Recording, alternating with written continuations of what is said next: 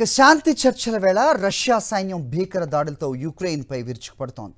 తాజాగా రాజధాని Kyiv city చుట్టుపక్కల ప్రాంతాల్లో వైమానిక దాడులకు తెగబడింది. అయితే ఆ దాడుల్ని తమ దేశ వైమానిక దళం సమర్థవంతంగా అడ్డుకుంటోందని కీవ్ మేయర్ విటాలీ కిచ్కోస్ తెలిపారు. తమకు పేలుడు శబ్దాలు ఎక్కువగా వినిపిస్తున్నాయని కీవ్లోని ప్రత్యక్ష సాక్షులు చెబుతున్నారు. ఆస్తి ప్రాణ నష్టం భారీగా జరిగినట్లు తెలుస్తోంది. మరోవైపు సౌదీ అరేబియాలో యుక్రెయిన్, అమెరికా అధికారులు శాంతి చర్చలు జరపనున్నారు. ఈ నేపథ్యాన్ని పట్టించుకోకుండా రష్యా దాడుల ఉధృతిని పెంచింది.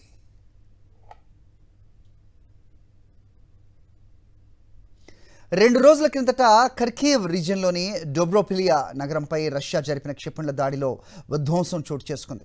దాడిలో 14 మంది చనిపోగా 37 మంది గాయపడ్డారు. ఈ దాడులతో రష్యా ఉద్దేశాల్లో ఎలాంటి మార్పు కనిపించడం లేదని యుక్రెయిన్ అధ్యక్షుడు జెలెన్స్కీ అన్నారు. తమ పౌరుల ప్రాణాలను రక్షించుకునేందుకు ఎంతకైనా తెగిస్తామని ప్రకటించారు. ఇదిలా ఉంటే యుక్రెయిన్కు అమెరికా నిఘా సమాచార సహాయం నిలిపేసింది. అయితే ఆ మరుసటి రోజు నుంచే రష్యా తన దాడుల ఉధృతిని పెంచడం ఇప్పుడు చర్చనీయాంశమైంది.